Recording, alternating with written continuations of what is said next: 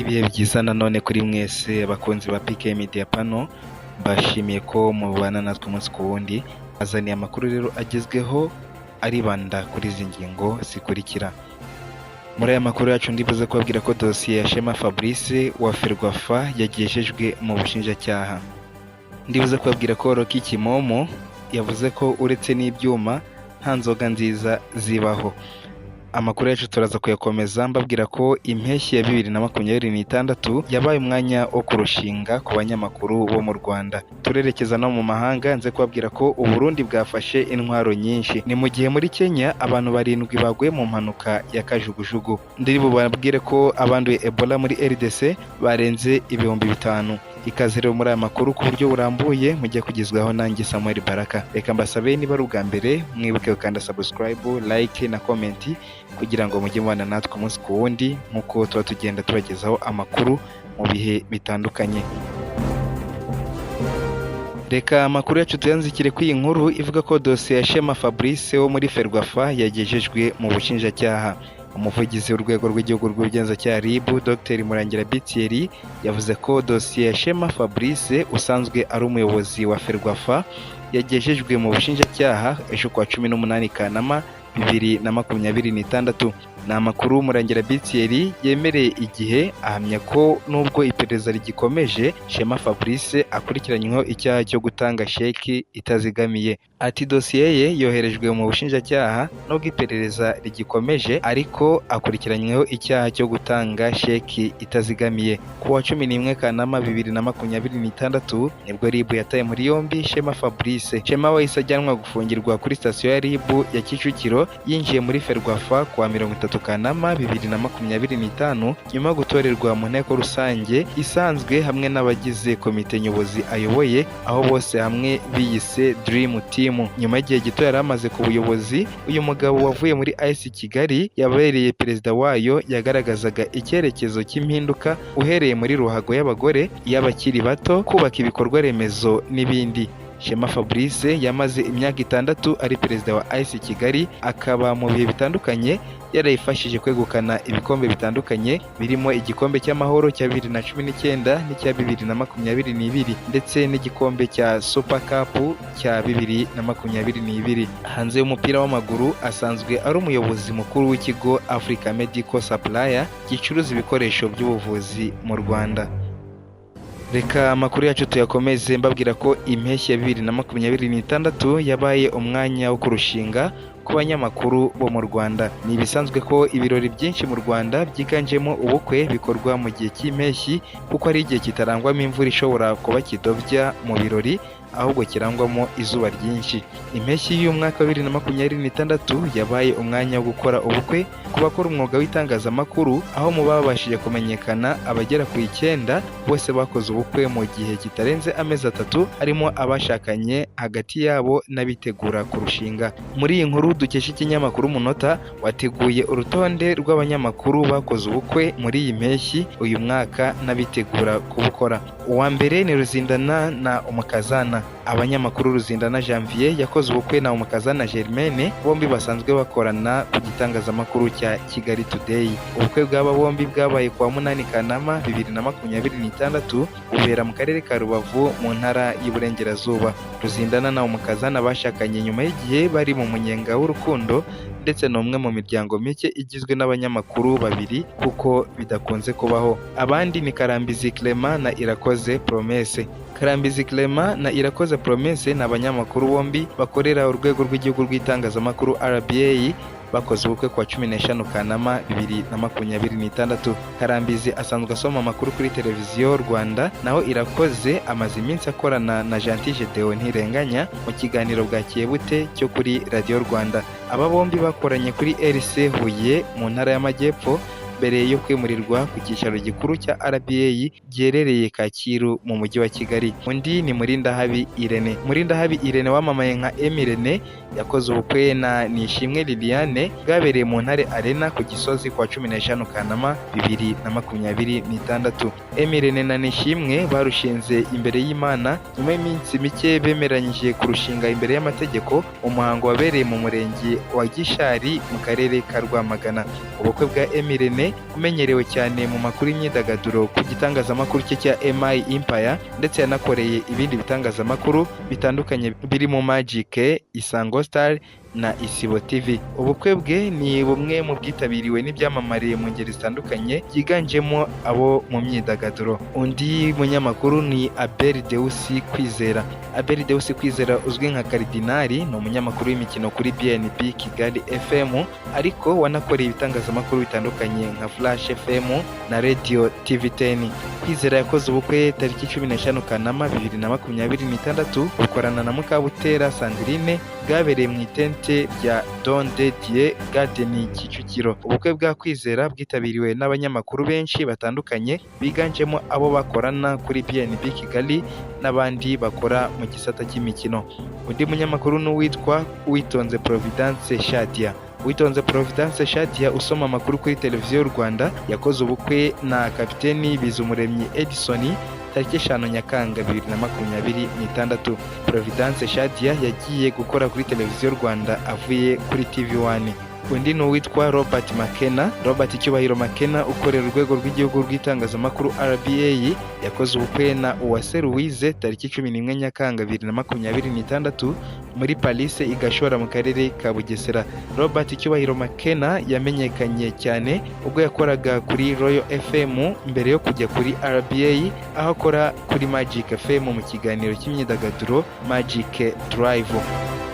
Undi munyamakuru n'uwitwa Antonio Uwanyirawe Antoine wamenyekanye mu itangazamakuru ry'imikino nka Antonio kuri BTN TV, nawe n'undi munyamakuru wakoze ubukwe muri iyi mpeshyi, aho yakoze ubukwe na Uwera Joyeuse tariki 11 Nyakanga 2026.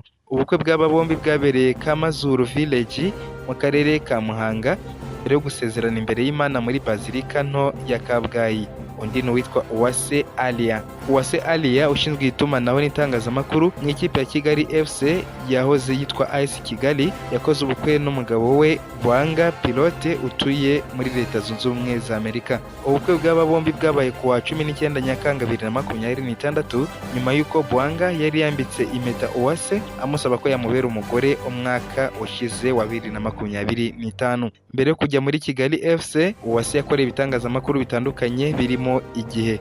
Undi n'uwitwa Hiti na Ida. Abanyamakuru Hitimana Jean Claude uzwi nka Hiti na Ishimwe Adelaide uzwi nka Ida ntabwo barakora ubukwe, ariko bamaze gutanga ubutumire cyangwa se invitation ko ubukwe bwabo buzaba tariki 5 Nzeri 2026, bivuze ko impeshyi izaba irimo kurangira. Aba banyamakuru bombi bakoraga kuri Radio and TV10 mu kiganiro cy'imikino Ten Sport Urukiko, mbere y'uko Ida asezera nyuma y'imyaka 4 akorera iki gitangazamakuru mu biganiro bitandukanye bya siporo. Reka dukomeje n'amakuru mbabwire ko Rocky Kimomo yavuze ko uretse n'ibyuma nta nzoga nziza ibaho. Rocky Kimomo uzwi cyane mu gusobanura filime mu Rwanda yavuze ko uretse kuba inzoga zitujuje ubuziranenge zaraciwe mu Rwanda, nta nzoga nziza ibaho, bityo agira inama n'abananiwe kuzireka ko bakwirinda ubusinzi. Ibi Rocky Kimomo yabigarutseho mu kiganiro cyihariye yagiranye na Igihe ubwo yabazwaga ku cyemezo cya leta cyo guhagarika inzoga zitujuje ubuziranenge zizwi nk'ibyuma zerutse guhagarikwa. Rocky yavuze ko yabanje kubabazwa n'uko ihagarikwa ry'izi nzoga zamwambuye akazi ko kuzamamaza, ariko nyuma akaza gusanga ubuzima buruta byose. Nubwo uyu musore yamamazaga inzoga, ubusanzwe ahamya ko kubwe nta nzoga n'imwe nziza ibaho. Atariko muri rusange nta nzoga n'imwe nziza, inzoga ni mbi cyane. Icyakora nubwo byagoye kwihanganira kutazinywa, abagomba kunywa mu rugero. Rocky Kimomo washimiye leta guhagarika inzoga zitujuje ubuziranenge benshi bita ibyuma, yavuze ko nubwo yazamamazaga ariko yabaga n'uwa mbere mu kuzamagana kuko atemera ko hari inzoga nziza ibaho. Ati buriya nubwo nazamamazaga, uzi nko kuri chaîne yanjye ya YouTube narangizaga nkora ibiganiro bisobanura ububi bw'inzoga. Njye cyitwa ko ari inzoga ntabwo nemera ko ari cyiza na gato ku buzima bwacu. Bibaye byiza twazireka burundu nubwo bigoye. Rocky Kimomo yavuze ko kuri we ingamba zo guhagarika ibyuma zizaramira ubuzima bw'urubyiruko, aboneraho kurusaba kureka inzoga.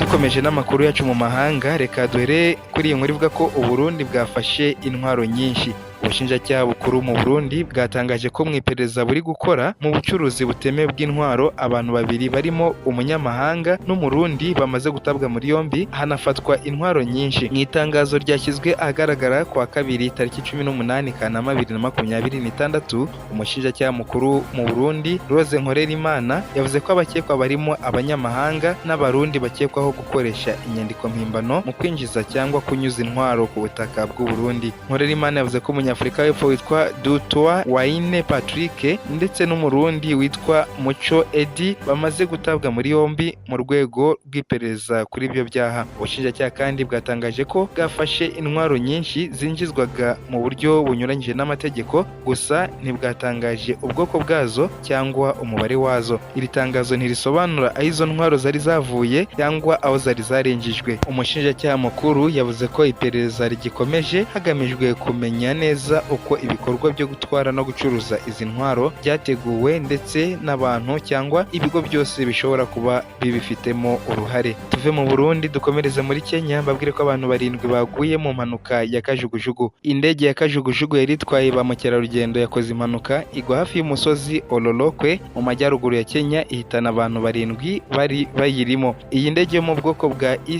EC130 B4 yahagurutse mu gace ka Loasaba yerekeza Iwasonyiro mu gitondo cyo kuri wa gatatu tariki 19 Kanama 2026. Urwego rushinzwe indege za gisivili muri Kenya rwemeje amakuru rutangaza ko inzego zibishinzwe zikomeje iperereza ngo hamenyekane icyayiteye. Amashusho yasakajwe ku mbuga nkoranyambaga yagaragaje imbaga y'abantu yahururiye aho impanuka yabereye mu gihe abakorerabushake b'umuryango utabara imbabare muri Kenya Red Cross bakoraga ibishoboka byose kugira ngo batabare abarokotse. Impanuka za kajugujugu zimaze guhitana abantu muri Kenya ndetse muri Gashyantare uyu mwaka abantu 6 barimo Johana Ngeno wari umudepite mu nteko ishinga amategeko bitabye Imana baguye mu mpanuka yabereye mu burasirazuba bw'igihugu. Dusoza amakuru yacu mbabwira ko abanduye Ebola muri RDC barenze 5,000. Umubare w'abamaze kwandura Ebola muri Repubulika Iharanira Demokarasi ya Kongo warenze 5,000 mu gihe inzego z'ubuzima zigaragaza ko ingamba zo gukumira iki cyorezo zitaratanga umusaruro wari witezwe. Imibare ya leta ya RDC yashyizwe ahagaragara kwa kabiri igaragaza ko iki gihugu kimaze kugira abantu 521 banduye Ebola. Iyi Ebola niyo ya kabiri ikomeye ku isi nyuma yibasiye Afurika y'Iburengerazuba